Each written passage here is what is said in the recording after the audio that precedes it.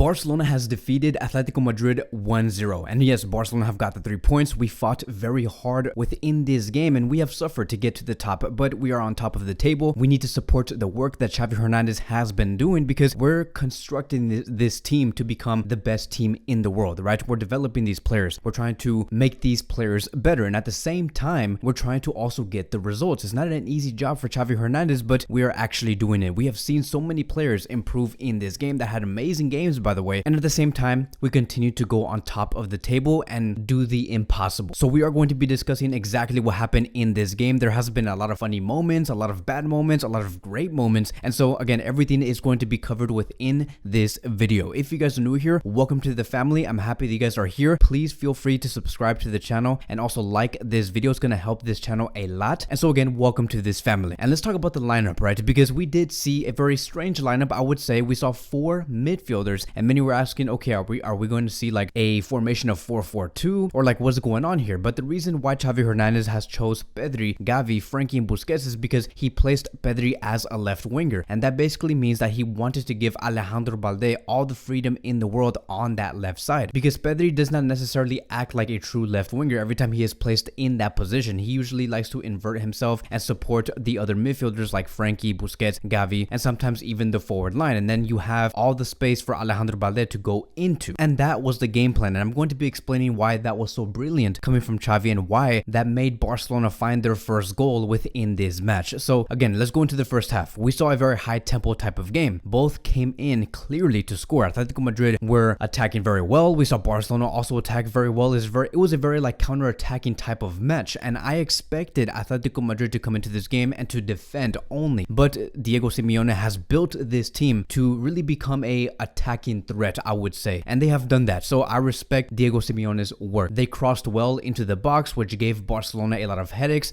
They countered very well also by distributing those long balls. So Atletico Madrid, Diego Simeone, like they have came into this game plan with one thing. They wanted to really test the back line, and especially with Alejandro Balde. Like there's a reason why Alejandro Balde was on so many 1v1s, is because they knew that that was the weakest link. Even though he's not a weak player, he's not a horrible player, they just thought, right? They thought that Balde was the weakest link out of the other 3 defenders. So we saw Carrasco, Felix, Llorente, Griezmann always continuing to test Balde, trying to attack those open spaces, and they never stopped, right? But then we saw Alejandro Balde come out on top, mainly because he is someone who is very well taught by Xavi Hernandez. Even though he is the youngest, even though he is the most inexperienced out of the 4 defenders that we had, he was the most impressive, and he had an impressive performance against Atletico Madrid defensively. He was 100% on 1v1s. He was 100% on tackles. He was 100% on interceptions. And so Xavi Hernandez has really upped this player's level. We have to remember, like a year ago, we were only talking about how Alejandro Balde is amazing in terms of the attack, but he does need help when it comes to defending. But Alejandro Balde has really upped his level within the defensive game. And that is a good sign that we have a good coach. We have a good coach and we have a great coach that knows how to improve these players. That is what we want to see. So obviously Barcelona did score first, which was like basically the score line within this game. It was 1-0 and that's how it ended. No other player, no other team did score. This was the only moment where we saw Barcelona score the goal, and we saw Pedri make a amazing run, taking down about 3 to 4 players, a very Iniesta type of run, with Gavi receiving the ball right after, protecting the ball inside the box, lays off the pass and the ball to Dembele, and Dembele scores the goal. And with Dembele scoring that goal, he does go in within the top 10 of goal and assist contributions with a total of 9. And so those are the type of goals that we want to see from Barcelona, is daring type of plays, being brave with the ball, being clinical, which was Dembele. That is how you score against a team like Atletico Madrid when they know how to defend 100% of the time. And we knew that a goal like this was coming because I remember about 10 minutes before this goal even happened, Dembele found himself in a very similar situation where he was laid off with a pass, but Dembele was about to get the ball, but then it got intercepted and then the opportunity just wasn't there. But Barcelona continued to try. Why?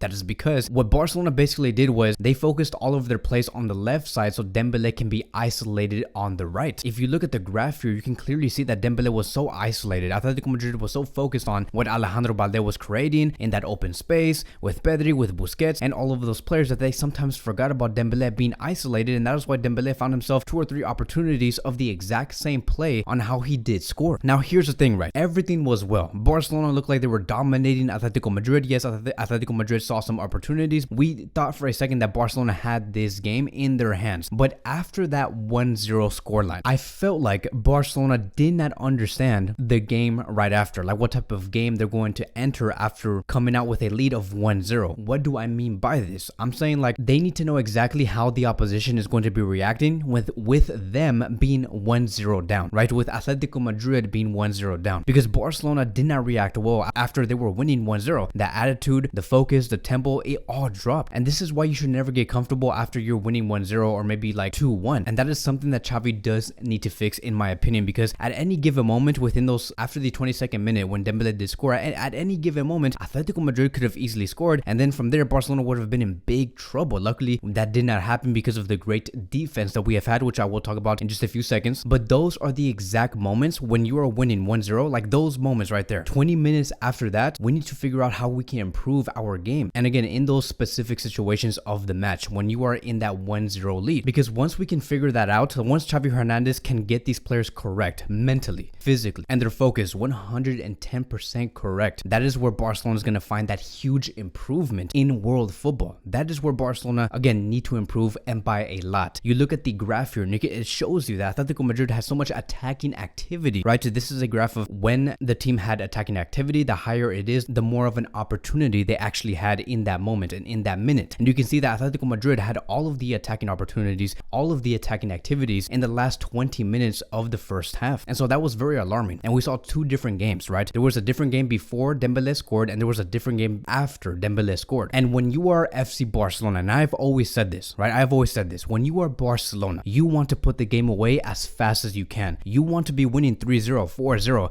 before the 45th minute. Like, look at what Manchester City did earlier today against Chelsea. They were winning 3-0 before even halftime. Pep Guardiola was a master at this back when he was coaching FC Barcelona, and we have lost this through the years. And I know that Xavi Hernandez wants to reinstill this back into this club. But again, thanks to Ronald Araujo, thanks to Alejandro Balde, thanks to Ter Stegen, thanks to Christensen, we were able to hold off Atletico Madrid and their attack. They defended, again, just amazing, spectacular. The spotlight of this show, it was the Barcelona defense. And Ter Stegen, right, with that amazing save against Griezmann, it's amazing in all aspects. I just feel like I've said before, we need to improve on a collective level. We need to be 100% on the back line, right? Not just on the back line, but also on the attack and also in the midfield. And I know that Xavi Hernandez was so frustrated because we saw him yelling, we saw him trying to instruct orders within the first half, just saying like, what's going on? Why are we playing out the back so sloppy? Why are we giving away the possession so easily? We're winning 1-0, but it does not matter. We need to score more goals. Like, why are we losing the ball in bad areas and giving Atletico Madrid the ball, giving them more confidence, making them believe that they can come back after going down 1-0? Now you can say, Kevin, you're wrong. You're speaking so much nonsense. Like, Barcelona did not have Lewandowski. Those are excuses. Like, if you're going to tell me that the reason why Barcelona could not put 3-4 goals in the first half because Lewandowski was not there, excuses. Those are excuses. The problem was not that we could not finish in the box. That was not the problem. The problem was we were very disconnected between the midfield and the attack. Why? That is because Atletico Madrid were winning the ball in the midfield and in dumb areas in the perspective of FC Barcelona. That was the biggest problem. It was not just not finishing well in the box. So as we went into the second half, I was hoping that Xavi Hernandez can fix something, maybe take out some players, maybe change the roles. But in the second half, there was no changes. Maybe I was like questioning, okay, maybe there's changes in orders from specific players, but we saw the exact same thing. We still saw Atletico Madrid carry the exact same rhythm from the last 20 minutes of the first half into the second half. And so that is why we saw Xavi Hernandez make very early substitutions, which was on the 57th minute. Xavi Hernandez said, okay, we need to change things. What I clearly said during halftime is not working. Let's take out Ansu Fati, who was not doing anything, sadly enough, and Frenkie de Jong, because Frenkie de Jong did not look so comfortable in the middle of the pitch. He was losing a lot of balls. He could not really connect with other players. I felt like if you take away Busquets, Frenkie plays better. That's just my opinion, right? If you take Busquets out, you give more freedom towards Frenkie, and he just looks more comfortable. I would much rather have a Frenkie, Gavi, Pedri type of midfield than a Busquets, Gavi, and Frenkie. And so we saw Ferran Torres and Kessie come in, which was okay. For me, Kessie coming in the second half was amazing. It was a brilliant substitution. And I'm going to be speaking on Ferran in just a few seconds. So immediately we saw the effect. We saw Barcelona play much better. There was a lot of energy in the midfield because of Kessie. Koundé made a brilliant long ball, like basically skipped the whole field, went straight to Dembele. Dembele was on a 1v1 situation, but then Savic did tackle in the last minute and basically took away Barcelona's opportunity to make it 2-0. And so you can clearly see that in the second half, Xavi was really looking to take control of the game, to have the possession, which is why we saw Kessie intercept the ball so many times. For a moment there, Barcelona did have the possession, and by a lot, and Atletico Madrid had to sit back and for a good minute. So we're like, okay, great, we're probably going to end up scoring. Maybe the game is safe. Like by the 70th minute when Barcelona had complete control, it's not the most entertaining game in my opinion, but it was the most necessary one because of what Atletico Madrid was doing and everything was just out of control. This was necessary. And then on the 74th minute, we saw Rafinha come in for Gavi. I think that Gavi was tired, especially with Pedri. I have no idea why Xavi Hernandez continues to use Pedri all the way into the 90th minute, but Rafinha came in, and so from there we saw a midfield of Busquets, Kessie, and Pedri, with the attack being Rafinha, Dembele, and Ferran Torres. I was like, great, this is a great front three. It'll give you a lot of opportunities on the wings. But then we go into the last 15 minutes, right? When we thought that everything was going to be wrapped up, when we thought that Xavi Hernandez had everything in control, he made the correct substitutions, that is where everything went on a complete 360. We got what we expected every time we do face against a team like Atletico Madrid, right? Diego Simeone likes to instill this type of like intensity in these players, which is why we always do see it every time we go into Metropolitano. It was very intense. It was very frustrating for all players from both sides, and there was a lot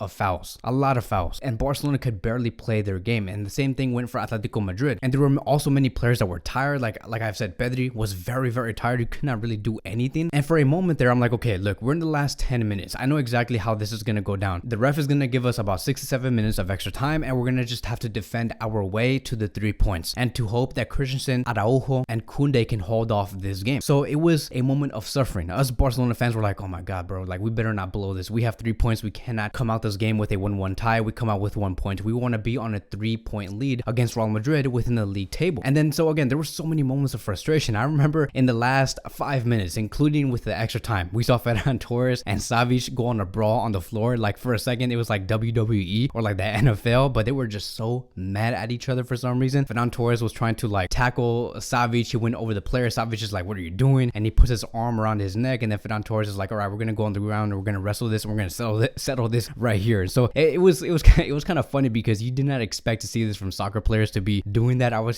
For a moment there, I was expecting like a few punches from Ferran Torres because he was like mad. I never seen Ferran Torres in that state, and we know how Savic is. And then the ref saw that. He saw what was going on. He's like, okay, so I'm also reffing a WWE match, and I'm gonna give these 2 players a red card. So we were playing with 10 men, and Atletico Madrid were also playing with 10 men, as expected. This always happens between Barcelona and Atletico Madrid, but that's basically how it ended. Ferran Torres came in without doing anything. The same thing like Ansu Fati, with the exact same effect, not being in the game at all. The only highlight was him tackling a player and going on a boxing spree or something, and then he left doing nothing. So then we saw in the dying few seconds of the match, and this is where it was kind of like a heart attack moment, very similar to, I would not say it's very similar to, because like it was similar to like when one of the French players was about to score that goal to give France the lead against Argentina in that final, that, you know, that heart attack moment. It was nothing close to this, but we saw something similar. We saw Griezmann hit the ball, and right before the ball was about to go next to the line of the goal, Ronald Araujo came in there right before that and kicked the ball out before it even hit the line. And that was a moment where it could have been a 1-1. Atletico Madrid could have found that goal, but Araujo came out with a great defending. Again, I want to give props towards the whole defense for what they did, because Atletico Madrid were really trying to bring it. So we got the 3 points. We suffered, we fought, but it was deserved for FC Barcelona. They fought through this game, and that is the only thing I want to see from these players, to always give it 110%, no matter the circumstance of the team and the situation on the pitch. And so that will be wrapping up today's video. Let me know in the comment section down below, what was your favorite moment within this game? Was it a goal? Was it a moment in the match where a player got fouled? What was it? Let me know in the comment section down below, and I will see you guys in the next video.